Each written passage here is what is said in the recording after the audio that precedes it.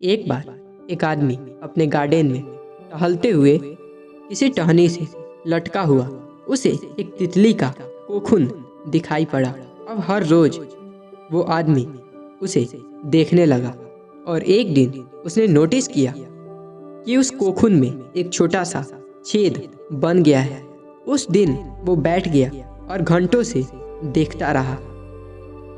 उसने देखा कि तितली उस खोल से बाहर निकलने की बहुत कोशिश कर रही थी, पर बहुत देर तक प्रयास करने के बाद भी वो उस छेद से नहीं निकल पाई और फिर वो बिल्कुल शांत हो गई, मानो उसने हार मान ली हो।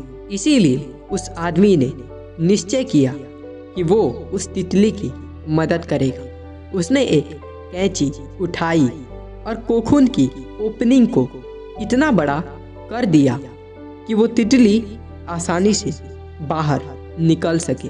और यही हुआ, तितली बिना किसी मेहनत और संघर्ष के निकल आई, पर उसका शरीर सूजा हुआ था और पंख सूखे पड़े थे। तितली को ये सोचकर देखता रहा कि वो किसी भी वक्त अपने पंख को फैलाकर उड़ने लगेगी, पर ऐसा कुछ भी नहीं हुआ। इसके उलट बेचारी तितली कभी उड़ नहीं पाई और इसे अपनी बाकी की जिंदगी इधर उधर घिसटते हुए बितानी पड़ी।